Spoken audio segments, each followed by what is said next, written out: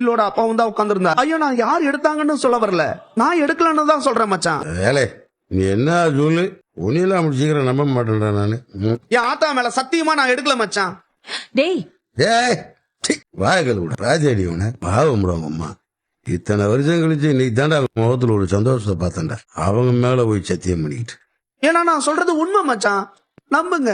டேய்டா நீ எடுக்கல நான் ஒத்துக்கிறேன் போதுமா.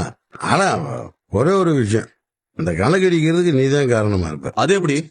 இவன் கணக்கு ஏதாவது தப்பா எழுதி வச்சிருப்பான்டா.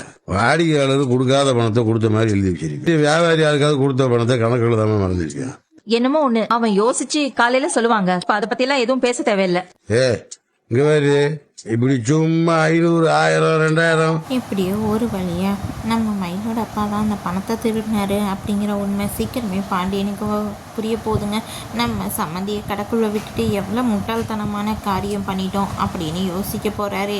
இந்த பிரச்சனையை நம்மளோட தங்கமயில் எப்படி ஃபேஸ் பண்ணுவாங்க அப்படின்னு வெயிட் பண்ணி பார்க்கலாம். தேங்க்யூ ஃபார் வாட்சிங்.